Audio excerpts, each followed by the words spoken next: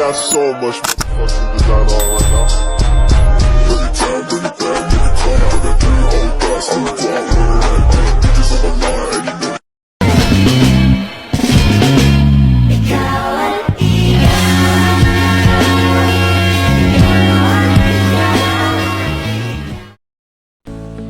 Assalamualaikum, halo.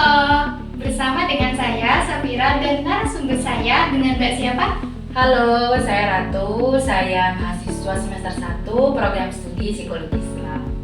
Nah, jadi di sini saya akan mewawancarai tentang pertanyaan bagaimana sih kondisi ekonomi, politik, sosial, dan budaya di Indonesia saat ini. Oke, kita akan membahas atau menjawab itu per poin ya teman-teman. Yang pertama, poin pertama, kondisi politik. Nah, untuk kondisi politik saat ini itu cenderung stabil. Meskipun stabil, memang ada beberapa tantangan yang dihadapi seperti korupsi dan polarisasi. Nah, untuk kondisi ekonomi sendiri, pasca pandemi, ekonomi itu mulai membaik, mulai meningkat. Meskipun masih ada beberapa PR utama seperti tidak adanya lapangan pekerjaan yang membuat peningkatan pengangguran itu menjadi tinggi begitu. Nah, untuk kondisi sosial ya selanjutnya, kondisi sosial itu bagi saya yang masih menjadi masalah utama di sosial itu kesenjangan sosial, kemudian tidak adanya akses-akses yang baik untuk pendidikan di daerah-daerah terpencil. Yang terakhir itu masih banyaknya beredar isu-isu kesehatan mental di kalangan masyarakat. Nah, yang kemudian yang terakhir itu budaya. Untuk kondisi budaya sendiri, terutama bagi Gen Z ya, ketika kita menyoroti Gen Z, hilangnya budaya lokal atau hilangnya jati diri di dalam diri Gen Z gitu. Karena apa? Karena tergerus dan tergeserkan dengan budaya-budaya luar gitu yang menggantikan budaya lokal. Nah, jadi untuk pertanyaan keduanya nih, apa sih faktor-faktor penyebab kondisi-kondisi tersebut? Kalau untuk faktor politik itu sendiri, karena tidak adanya kepercayaan masyarakat terhadap pemerintah atau bahasa Gen Z-nya itu skeptis ya. Nah, kemudian kalau untuk ekonomi, masih adanya dampak pandemi bagi peningkatan ekonomi. Karena kemarin saat COVID itu kan perubahan ekonomi itu sangat cepat. Yang awalnya itu dari konvensional menjadi era media sosial. Jadi itu kan masih butuh tahap penyesuaian gitu. Nah, kalau untuk sosial sendiri itu menurut saya faktornya karena tidak meratanya pembangunan atau adanya ketimpangan pembangunan di daerah-daerah terpencil sama daerah-daerah yang memang besar gitu. Nah, untuk budaya, kalau untuk budaya karena pengaruh globalisasi terutama untuk Gen Z yang memang itu eranya udah digital banget, apa-apa itu pakai media sosial, dikit-dikit itu diposting ke media sosial gitu ya. Jadi akhirnya gampang terbawa arus lah gitu istilahnya begitu. Jadi untuk pertanyaan yang terakhir, bagaimana sih solusinya untuk menghadapi kondisi tersebut? Kalau untuk politik, solusi yang saya tawarkan begitu ya, pemerintah itu seharusnya transparan gitu terhadap program kerjanya gitu ya. Jadi akhirnya masyarakat itu bisa membangun kepercayaan terhadap pemerintah gitu. Nah, kalau untuk ekonomi mungkin adanya diversifikasi ekonomi, kemudian adanya adanya support gitu ya, support yang lebih terhadap UMKM seperti itu. Kalau sosial ya itu pemerataan pembangunan sehingga akses pendidikan di daerah terpencil terutama ya itu bisa terjamah dengan baik gitu. Kalau untuk budaya sendiri mungkin pemerintah bisa memberikan pembelajaran seperti seminar atau webinar terhadap bagaimana caranya Gen Z itu menghadapi globalisasi dan pengaruh budaya lokal gitu. Mungkin bisa dibuat seminar, webinar gitu, sehingga kita sebagai Gen Z itu punya tameng, tidak mudah tergerus, tidak mudah menggeser budaya lokal terhadap budaya asing, sehingga tidak kehilangan jati diri. Terima kasih juga Mbak Ratu sudah menjawab pertanyaan-pertanyaan. Kurang lebihnya saya mohon maaf. Wassalamualaikum warahmatullahi wabarakatuh. Kembali lagi dengan saya Safira dengan narasumber saya yang kedua. Boleh perkenalan diri dulu tak? Nama saya Beng Hasan, bisa dipanggil Zen ya. Saya dari Fakultas Syariah di Keluarga, sekarang menginjak di semester 3. Izin mewawancara ya Kak.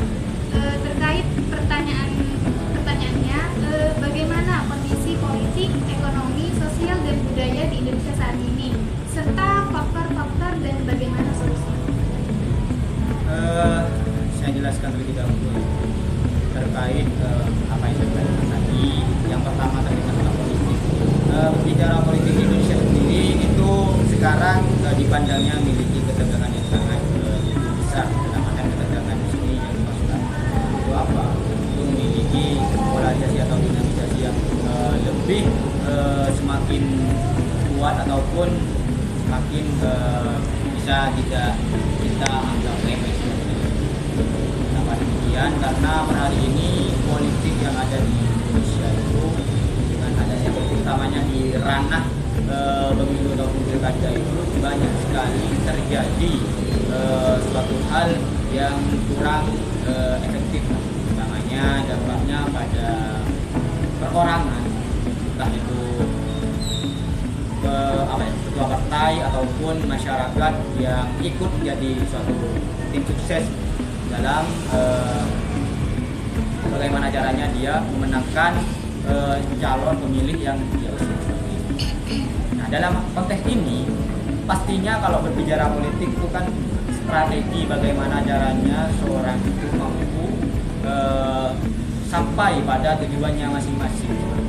Nah, untuk sampai pada tujuannya masing-masing kan pasti mereka itu kan akan melakukan segala cara seperti yang kita ketahui nih bersama bahwasanya cara-cara yang ada di Indonesia sendiri bukan yang paling parahnya itu kan money politik, tapi yang ada hal lain lah, biasanya sembako juga bisa jadi, entah itu beras atau minyak dan yang lainnya lah, baju mungkin ya seperti itu biasa terjadi dalam aspek politik. Nah, kemudian daripada itu juga ketegangan politik sendiri itu yang paling berefek itu yang paling parah lah seperti itu yang terjadi kayak kemarin lah contohnya itu kan saya ambil contoh di daerah Madura itu kan sampai dibantu sampai meninggal lah seperti itu karena berbeda tokoh yang dipilih seperti itu. Sebenarnya itu apa ya, perlu kita garis bawahi sebenarnya apa yang akan kita dapatkan nanti sampai segitunya mengorbankan nyawa pun dijadikan taruhan. Itu sebenarnya harus dipikir kembali oleh perorangan terkait masalah politik. Nah, tentunya ini menjadi suatu tantangan dalam aspek politik. Nah, tantangan tersendiri karena radikalnya seorang karena politik sehingga memicu seorang itu untuk kayak ya kalau berdebat mulut masih saya wajarkan ya. Tapi kalau sudah sampai membunuh sampai adu baku hantam dan seperti itu kurang baik menurut saya. Jadi itu yang perlu digarisbawahi. Nah, bagaimana sih untuk mengatasi solusi daripada tantangan politik ini yang saya maksudkan dalam ranah pemilu atau pilkada ini? Itu dengan cara kita buka ruang pendidikan politik seperti itu. Entah itu di ruang-ruang organisasi mungkin seperti itu ya, ataupun ruang-ruang di wilayah sistem pendidikan. Kan kita ketahui bersama di sini kalau berbicara politik sendiri biasanya itu kita kita tempuh ketika kita kuliah, kita mengenal politik. Jarang kita kayak di SMA saja kita jarang mengetahui politik itu sebenarnya seperti apa. Dan meskipun di kuliah, kalau bukan jurusannya seperti bukan kayak PGSD mungkin ya atau PGS UGM ataupun yang lain yang di luar wilayah hukum biasanya tidak tahu terkait masalah. Jangankan ke luar hukum, yang di hukum saja terkadang tidak tahu terkait masalah politik itu apa seperti itu. Nah, kalau bicara politik kan sebenarnya luas, pengertian politik itu luas. Tapi yang saya jelaskan di sini fokusnya pada politik pemilihan umum calon entah itu dalam ranah pilkada dan kabupaten atau daerah ataupun di ranah pemilihan di presiden ataupun di legislatifnya yaitu DPR, DPRD ataupun DPRD. Itu dalam ranah politik. Nah, mengatasinya dengan itu tadi katanya saya bagaimana caranya kita diskusi lah pada intinya itu, titik poinnya itu. Bagaimana cara kita membuka ruang diskusi dengan lawan politik kita sehingga itu yang akan menjadi apa ya, lebih seru lah seperti itu. Karena seperti yang kita ketahui sekarang kan ya main serangan ini lah, video lah buat kayak argumentasi terkait pilihan saya seperti ini memiliki sifat seperti ini ya. Karena itu politik pasti akan mengagumkan si pemilih tersebut dan tidak akan menjelaskan terkait masalah keburukannya. Padahal perlu kita ketahui manusia itu pasti tidak akan lupa dari apa ya, memiliki sifatnya tersendiri dan memiliki kelebihannya tersendiri juga. Kalau dalam sosial dan budaya, kalau bicara sosial ini pastinya ya kita berbicara tidak hanya individu tapi kita berbicara masyarakat seperti itu. Nah, masyarakat utamanya masyarakat ya, berhubungan sosial dan budaya ini masyarakat per hari ini itu minim literatur atau minim membaca apa ya, buku seperti itu. Itu PR-nya orang Indonesia itu minimnya membaca buku sehingga pengetahuannya lebih sering terdoktrinasi atau terintimidasi oleh orang-orang yang tidak bertanggung jawab, yang masih ilmunya itu masih instan seperti itu. Sehingga cara pikirannya dia itu hanya pada satu sudut pandang saja. Dia tidak memberikan plan terhadap pemikiran.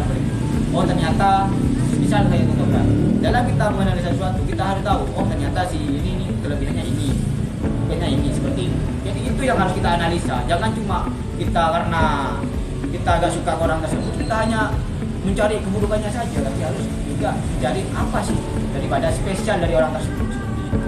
Itu menjadi PR-nya kita berhari ini di ranah sosial seperti itu. Bagaimana cara kita menjaga kerukunan utamanya, karena berbicara sosial kita berhubungan antara satu pihak dengan pihak lain atau kalau dalam salah satu argumentasi yang saya dapat ya dari salah satu presiden mahasiswa di BEM UGM itu, saya lupa namanya, itu pernah menyampaikan bahwasanya sel dalam manusia apa ya, intinya sel terkecil dalam manusia itu bisa disebut dengan individu.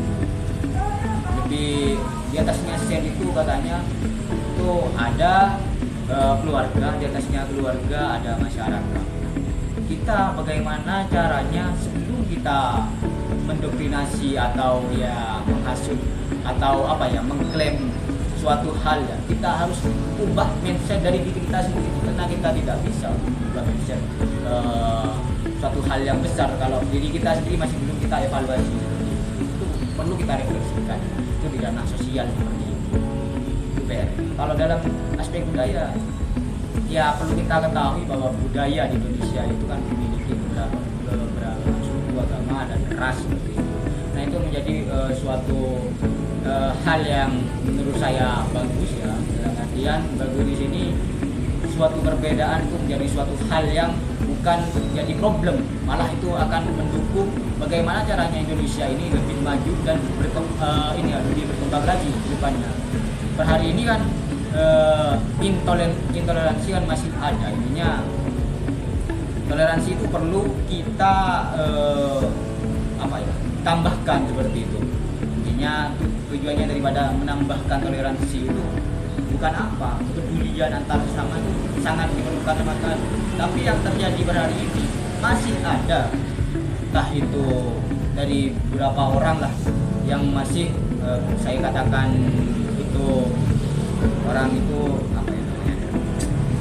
Saya itu orang yang biasanya menjadi salah satu buruk lah dalam suatu kelompok lah, itu yang mempengaruhi oknum. Nah itu saya bukan oknum. Berbicara oknum ini ya tentunya tidak berbicara keseluruhan, namun oknum ini kan tidak sedikit juga, masih banyak. Ini menjadi suatu hal PR bagaimana cara mengatasi oknum-oknum ini seperti itu dalam ranah budaya. Permasalahan apa yang biasanya terjadi pada aspek budaya? Biasanya itu saling menghujat antara ras ataupun agama. Saya agamanya Islam lah, yang saya agamanya Kristen lah, Islam paling benar, Islam yang benar, dan semacamnya lah. Itu saling menghujat, apa ya, tidak bertoleransi, sehingga kayak apa ya, banyak yang malah mengintimidasi antara satu pihak dengan pihak lainnya karena adanya oknum tersebut. Padahal sebenarnya orang Indonesia itu kan terkenal ramah-ramah, dia suka senyum, dan berbeda dengan luar negeri ya, itu kayak kita senyum kadang kalau nggak kenal dianggap apa seperti itu ya. Itu jadi kalau dalam ranah budaya perlu kita tingkatkan masalah ini, masalah toleransi tadi seperti itu. Nah kalau kita berbicara ekonomi, budaya kan sudah tadi kita berfokus pada ekonomi. PR-nya di Indonesia ini sekarang hanya satu. Kalau kita dibilang kaya akan rempah-rempah, it's okay iya. Kita dipandang memiliki banyak pulau, it's okay iya. Hanya saja apa yang menjadi PR kita, yang menjadi PR kita bersama itu adalah cara bagaimana kita mengelola dengan sebaik mungkin, bagaimana kita memberikan hasil-hasil yang solutif terkait masalah yang ada di Indonesia ini seperti itu. Terkait masalah apa itu? Jadi utamanya dalam aspek pembangunan infrastruktur yang per hari ini seperti yang kita ketahui ya, yang menjadi suatu hal jelek menurut saya, karena saya yang menganalisa sendiri, yang menurut saya menjadi suatu hal jelek ketika ini sebelum kepemimpinan dari seorang, misal si A ini pemimpin, ketika dia memimpin, dia melakukan infrastruktur besar-besaran, misal pembangunan tol dan semacamnya, pembangunan tol. Nah, ketika habis masa infrastruktur itu, kayak pembangunan itu, intinya dari seorang pemimpin sudah habis lengser seperti itu. Ketika ada pemimpin baru, salahnya itu dia tidak melanjutkan pembangunan ini, hingga itu berakibat pada anggaran, kayak buang-buang anggaran seperti itu, karena kayak tolnya nggak jadi, masih seperti itu, punyanya setengah yang jadi, kan buang anggaran karena nanti otomatis sudah dipakai. Jadi ya itu secara logikanya seperti itu. Itu ranah pembangunan tol ya. Belum lagi kayak instansi-instansi yang lain, kayak pembangunan masalah instansi kependidikan atau instansi terkait masalah terkait masalah pembuatan PT ataupun CV yang ada di Indonesia ini itu tidak dilakukan, utamanya dalam hal pariwisata. Itu perlu kita kelola dengan sebaik mungkin kalau dalam aspek ekonomi. Itu yang menjadi PR kita bersama. Nah, untuk tantangan-tantangan yang sudah saya sampaikan tadi, pada intinya mengatasi hal-hal tantangan tersebut. Yang pertama itu harus kita membuka ruang dialog interaktif secara besar-besaran, utamanya dalam hal pemilu atau pilkada ataupun hal-hal lainnya. Intinya perbanyak musyawarah, saya seperti itu, dan menggapai suatu tujuan yang bisa enak bersama, tidak hanya enak sendiri. Meskipun pilihan orang pastinya berbeda-beda, namun bagaimana dengan cara beda pilihan ini kita mampu membuka ruang intelektual atau idealisme itu semakin luas.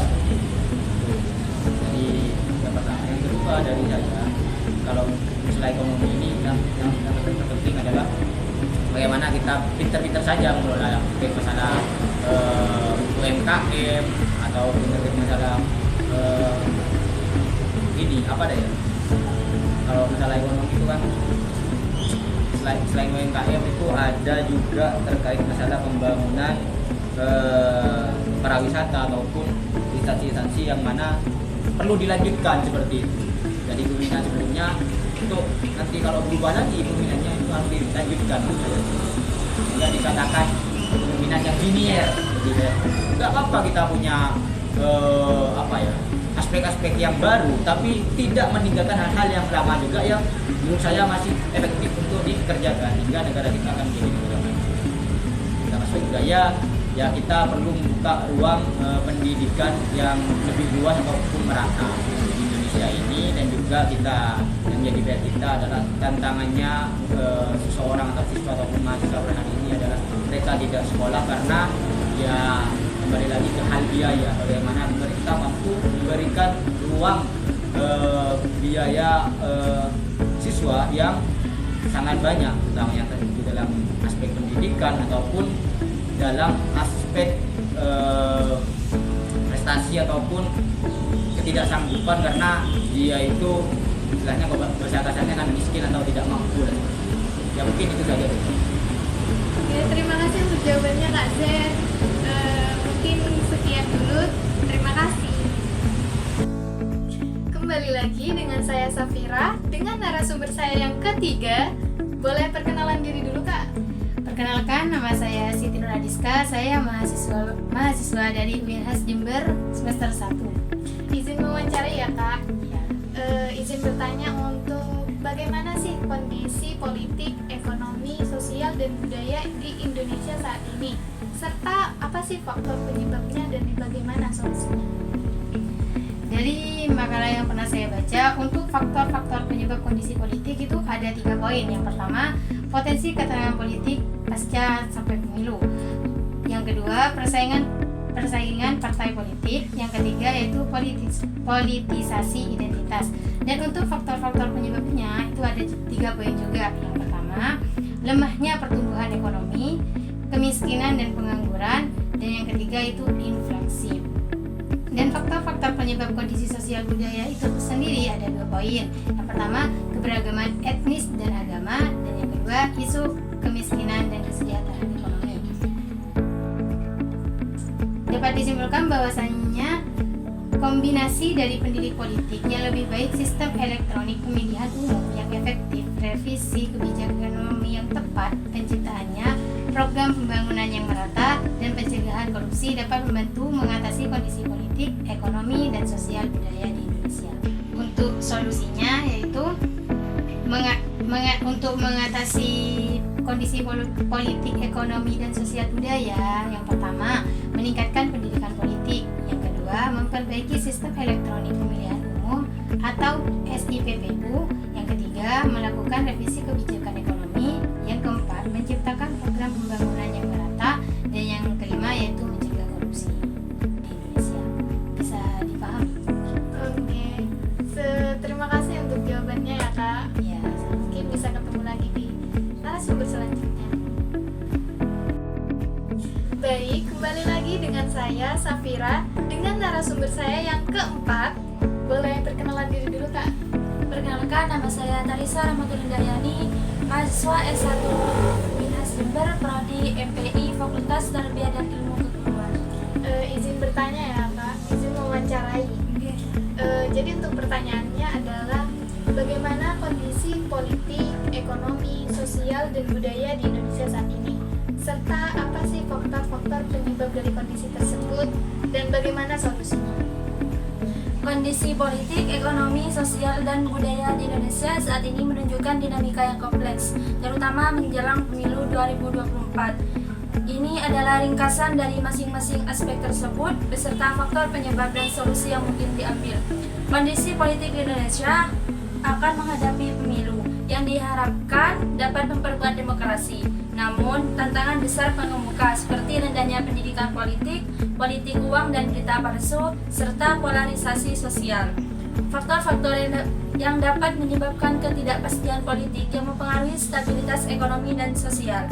Upaya pendidikan politik yang lebih intensif serta peningkatan kesadaran masyarakat akan pentingnya partisipasi dalam demokrasi menjadi solusi utama.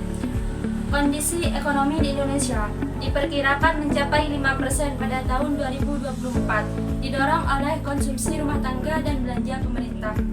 Namun, ada tantangan yang dihadapi seperti inflasi tinggi, defisit anggaran, dan ketidakpastian global. Faktor penyebab masalah ekonomi termasuk ketidakstabilan harga pangan dan energi global serta dampak dari kebijakan moneter dalam negeri. Solusi yang dapat diambil adalah memperkuat kebijakan fiskal dan moneter serta meningkatkan investasi dalam infrastruktur untuk mendukung pertumbuhan jangka panjang. Kondisi sosial di Indonesia menunjukkan adanya kesenjangan yang signifikan, yaitu kemiskinan dan pengangguran, disparitas pendapatan, dan partisipasi masyarakat. Pendidikan sosial yang lebih baik serta program-program pemberdayaan masyarakat dapat menjadi solusi untuk mengatasi isu-isu tersebut. Yang selanjutnya itu kondisi budaya. Kondisi budaya di Indonesia itu kaya akan keberagaman, namun terdapat tantangan dalam hal toleransi dan pengertian antar kelompok, seperti polarisasi budaya dan kurangnya kesadaran budaya. Solusi untuk tantangan budaya tersebut meliputi peningkatan program pendidikan multikultural dan promosi dialog antar budaya untuk membangun kesadaran akan pentingnya toleransi. Sekian. Terima kasih untuk jawabannya Kak Kanisa. Mungkin bisa ketemu lagi di narasumber selanjutnya. Halo, kembali lagi dengan saya Safira dengan narasumber saya yang kelima.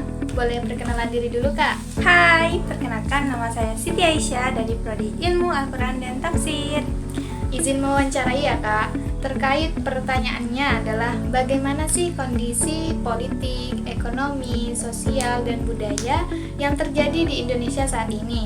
Serta apa sih faktor-faktor penyebabnya dan bagaimana solusi untuk mengatasinya? Untuk politik terlebih dahulu ya. Untuk politik di Indonesia sekarang kan lagi marak-maraknya korupsi, di mana korupsi terjadi itu kan karena masalah struktural yang belum sepenuhnya teratasi gitu ya Kak. Nah, untuk mengatasinya sendiri mungkin dari pihak pemerintah bisa memperkuat lembaga anti korupsi sendirinya, contohnya yang dari KPK gitu. Tapi kalau ekonomi karena awalnya itu kan kemarin 2019 kan ada yang namanya COVID-19. Nah, itu berpengaruh dampak pandemi tersebut itu membuat ketergantungan pada ekspor mentah gitu dan ketimbangan pembangunan antar wilayah. Nah, mungkin bisa solusinya itu mungkin ya Kak, bisa dari meningkatkan investasi di pendidikan dan pelatihan kerja gitu. Tapi kalau dari sosial sendiri mungkin apa ya Kak, itu ketimpangan sosial dan kemiskinan yang sekarang masih banyak di Indonesia ya. Nah, itu kan penyebabnya itu kan ketidakmerataan akses terhadap layanan dasar atau bisa juga dari diskriminasi terhadap kelompok moralitas. Nah, solusinya salah satunya itu meningkatkan alokasi anggaran sektor pendidikan dan kesehatan, juga menguatkan program inklusi sosial untuk kelompok rentan lah ya.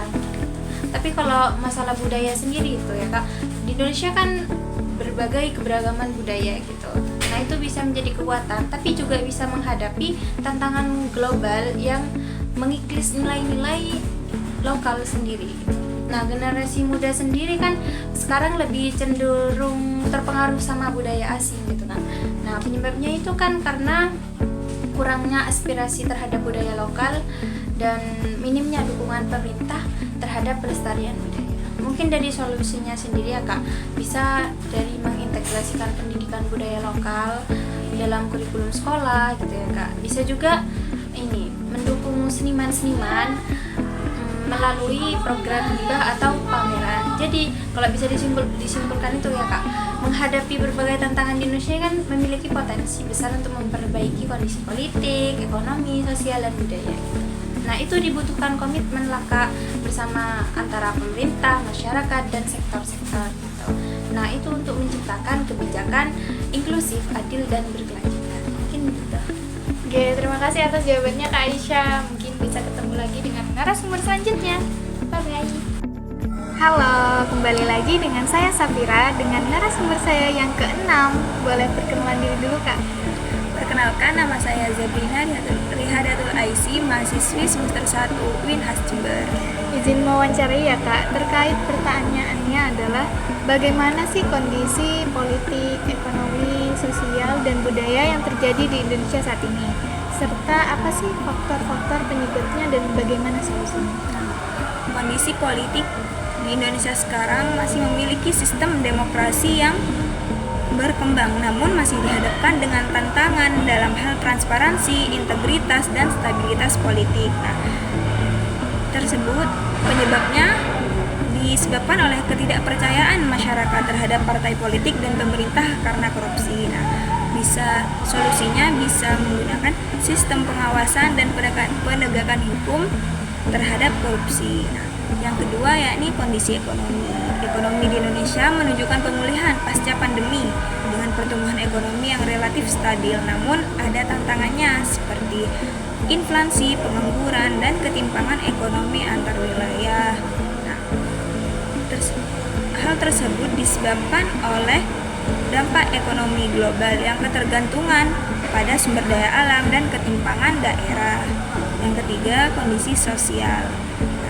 Saat ini ketimpangan sosial masih ada, namun kesadaran akan isu-isu sosial meningkat disebabkan oleh akses terbatasnya terhadap pendidikan dan kesehatan serta kemiskinan. Solusinya bisa dengan peningkatan akses sosial, pendidikan, dan perbaikan sistem kesejahteraan. Nah, yang keempat, kondisi budaya di Indonesia. Keanekaragaman budaya Indonesia tetap kuat meski ada tantangan globalisasi dan pergeseran nilai. Penyebabnya disebabkan oleh modernisasi dan perubahan gaya hidup. Solusinya perlunya dikuatkan pelestarian budaya lokal dan penguatan identitas nasional melalui pendidikan dan media. Cukup seperti itu. Terima kasih untuk jawabannya Kak Rina. Mungkin bisa ketemu lagi dengan narasumber selanjutnya. Bye. Halo, kembali lagi dengan saya Safira dengan narasumber saya yang ke-7. Boleh perkenalan diri dulu Kak? Assalamualaikum warahmatullahi wabarakatuh. Perkenalkan, nama saya Anissa Nur Maulidina. Saya dari mahasiswa UIN khas Jember, prodi PGN. Izin mewawancarai ya Kak, terkait pertanyaannya, bagaimana sih kondisi politik, ekonomi, sosial, dan budaya yang terjadi di Indonesia saat ini?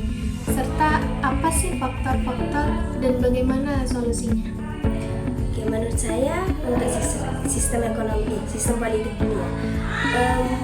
Setelah kejadian kemarin yang pemilu, kita kan sudah melakukan pemilu ya.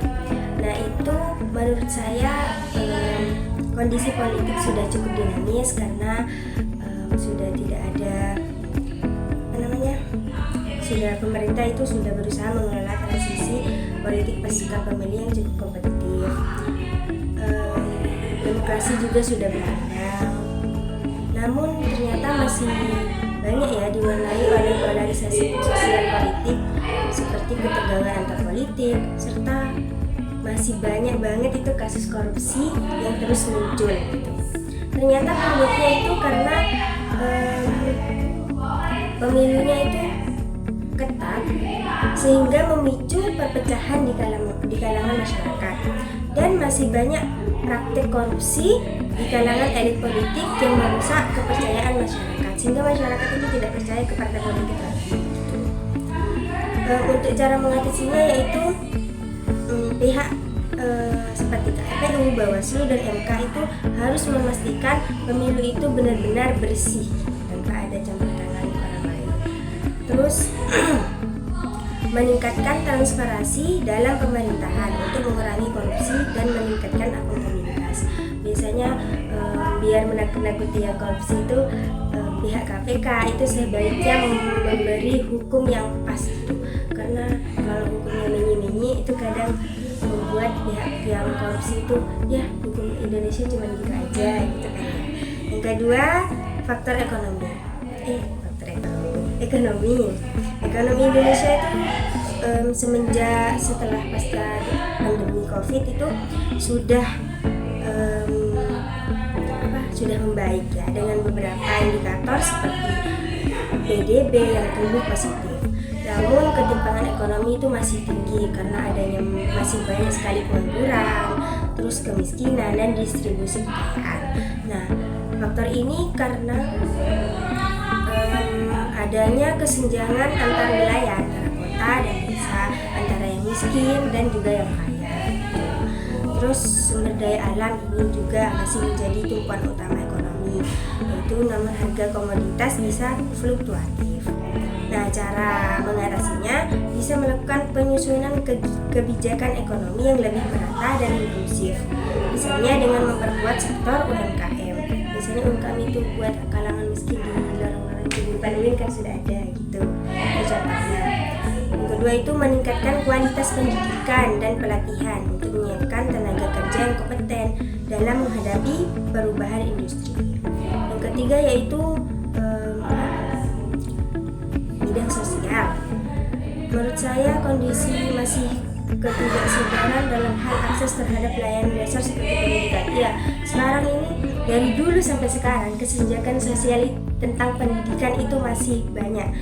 Seperti daerah terpencil, sulit kan kita menemukan ini sekolah. Ya, itu karena pemerintah, faktornya itu karena pemerintah tidak berjalan untuk ke daerah-daerah terpencil, entah karena gurunya nggak bisa ke sana, karena akses jalan yang rusak. Nah, sebaiknya pemerintah itu turun ke jalan, cari ke daerah-daerah terpencil yang masih belum memiliki sekolah, karena sekolah itu kan sangat penting.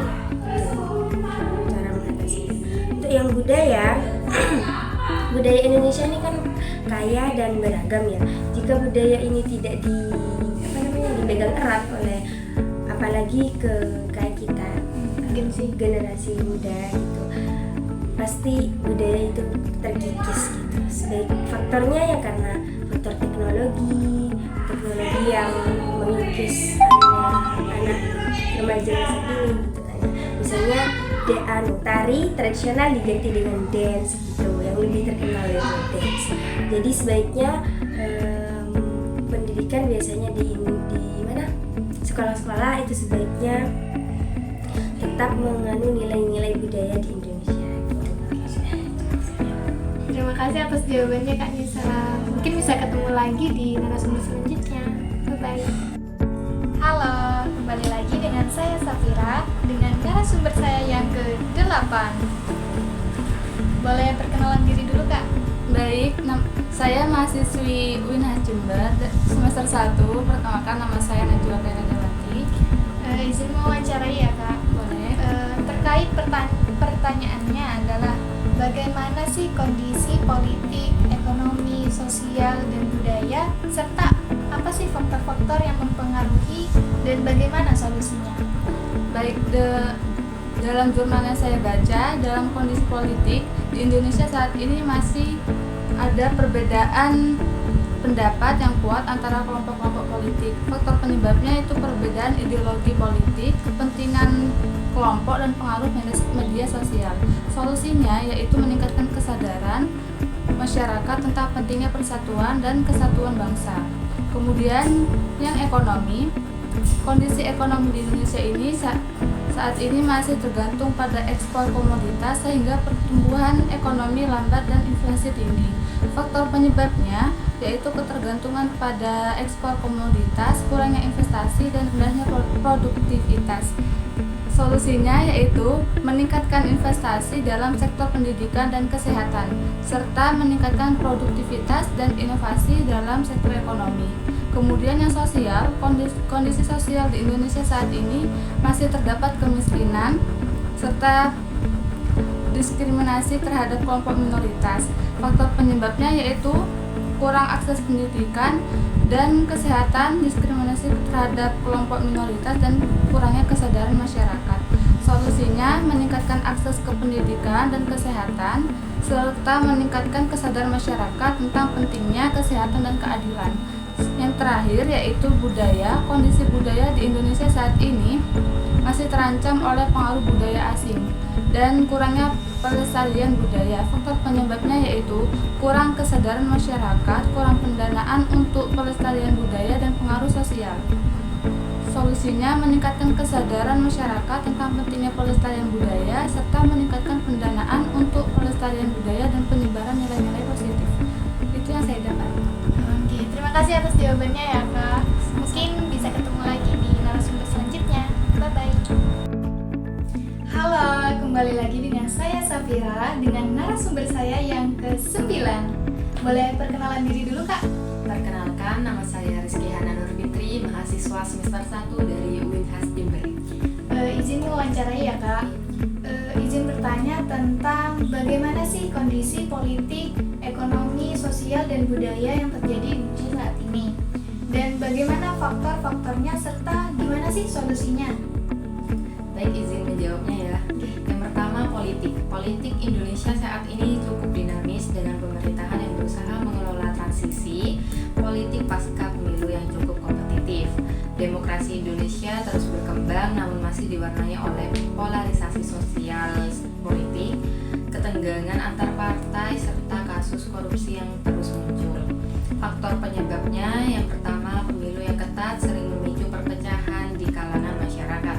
Yang kedua, masih maraknya praktik korupsi di kalangan elit politik yang merusak kepercayaan publik. Cara mengatasinya yang pertama, memperkuat lembaga-lembaga demokrasi seperti KPU, Bawaslu, dan MK untuk memastikan pemilu yang lebih adil.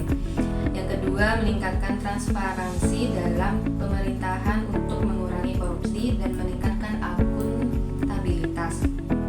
Yang kedua, ekonomi. Ekonomi Indonesia telah menunjukkan pemulihan pasca pandemi COVID-19 dengan beberapa indikator ekonomi seperti PDB yang tumbuh positif. Namun, ketimpangan ekonomi masih tinggi, terutama di sektor pengangguran, kemiskinan, dan distribusi kekayaan. Faktor penyebabnya yang pertama, kesenjangan antara wilayah, antara kota dan desa, serta antara kelompok masyarakat yang kaya dan miskin. Yang kedua, sumber daya alam masih menjadi tumpuan utama ekonomi, namun harga komoditas bisa fluktuatif. Cara mengatasinya yang pertama, menyusun kebijaksanaan ekonomi yang lebih menata dan inklusif, misalnya dengan memperkuat sektor UMKM. Yang kedua, meningkatkan kualitas pendidikan dan pelatihan untuk menyiapkan tenaga kerja yang kompeten dan menghadapi perubahan industri. Yang ketiga, sosial. Masih ada ketidaksetaraan dalam hal akses terhadap layanan dasar seperti pendidikan, kesehatan, dan infrastruktur. Selain itu, isu-isu sosial seperti kemiskinan, pengangguran, dan ketimpangan sosial masih menjadi perhatian utama. Faktor penyebabnya yang pertama, daerah yang lebih maju cenderung mendapatkan akses lebih baik terhadap sumber daya, sedangkan daerah tertinggal kesulitan dalam hal pendidikan dan infrastruktur. Yang kedua, ada kecenderungan meningkatnya intoleransi antar kelompok baik dalam hal agama, etnis, maupun ideologi. Cara mengatasinya yang pertama, pemerataan pembangunan dengan fokus pada wilayah-wilayah yang tertinggal. Yang kedua, menumbuhkan budaya toleransi dan inklusivitas melalui pendidikan dan kampanye sosial. Yang keempat, budaya. Budaya Indonesia sangat kaya dengan Budaya Indonesia sangat kaya dan beragam dengan banyak suku, bahasa, dan tradisi. Namun dalam era globalisasi ada ancaman terhadap kelestarian budaya lokal, terutama karena pengaruh budaya asing yang semakin kuat melalui media sosial dan teknologi. Faktor penyebabnya, pengaruh budaya asing sangat besar melalui media sosial dan internet yang dapat mengikis budaya lokal. Yang kedua, pindahnya penduduk dari desa ke kota membuat beberapa nilai-nilai tradisional mulai terlupakan. Cara mengatasinya yang pertama, menguatkan pendidikan budaya dalam kurikulum sekolah untuk mengenalkan dan melestarikan budaya lokal. Yang kedua, menjalankan program-program pelestarian budaya melalui museum, festival budaya, dan lainnya. Sekian jawaban saya. Oke, terima kasih Kak jawabannya. Jadi untuk narasumber selanjutnya, bye-bye. Baik, jadi di sini saya akan mewawancarai narasumber selanjutnya. Boleh perkenalan diri dulu Pak RT? Siap. Assalamualaikum warahmatullahi wabarakatuh. Perkenalkan, nama saya Herman Santoso. Saya beralamatkan di Kademangan di RT 10 RW 02. Itu saja. Izin mewawancarai, terkait pertanyaannya adalah bagaimana sih kondisi politik, ekonomi, sosial, dan budaya yang terjadi di Indonesia saat ini, serta apa sih faktor-faktor penyebabnya dan bagaimana solusinya? Politik, ekonomi ya, sosial dan budaya itu Indonesia saat ini katakanlah sudah sangat berkembang pesat. Kita bisa melihat untuk ekonomi banyak sekali pedagang UMKM yang banyak kita jumpai. Di sisi lain, untuk masyarakat Indonesia, khususnya di Bondowoso ya, jadi khususnya di Bondowoso, daya beli masyarakat sekarang sudah sangat tinggi sekali. Banyak pedagang-pedagang baru muncul yang dimana itu juga sangat membantu sekali untuk secara sosial. Kalau untuk secara sosial itu akan meningkatkan taraf kehidupan seseorang. Secara sosial mereka bisa mendapatkan income lebih dari hasil UMKM. Faktornya apa saja? Banyak sekali faktornya. Faktor pendukung meningkatnya status seperti itu. Yang pertama dari pola pikir masyarakat sekarang sudah global sekali, pola pikir masyarakat. Yang kedua dari eranya juga, dari masanya juga. Kalau zaman dulu untuk memperkenalkan suatu produk perlunya sesuatu yang khusus, kerja keras yang tinggi. Tapi kalau sekarang dengan medsos saja kita untuk memviralkan satu produk sudah gampang sekali. Itu faktor. Itu mungkin dari saya. Ada lagi? Untuk solusinya? Untuk solusinya untuk saat ini gimana caranya kita tetap konsisten saja. Kemudian yang kedua, tidak mudah terpengaruh dari sesuatu yang kurang baik. Itu aja, intinya konsisten. Itu. Terima kasih atas jawabannya dan yang sudah meluangkan waktu saya. Mungkin bisa ketemu lagi di. Baik, jadi di sini saya akan memberikan tanggapan dari 10 narasumber yang sudah saya wawancarai terkait bagaimana sih kondisi politik, ekonomi, sosial, dan budaya yang terjadi di Indonesia saat ini, serta apa sih faktor-faktor penyebabnya dan bagaimana solusinya. Jadi, kondisi politik, ekonomi, sosial, dan budaya di Indonesia saat ini menghadapi pemilu yang lagi hangat-hangatnya nih.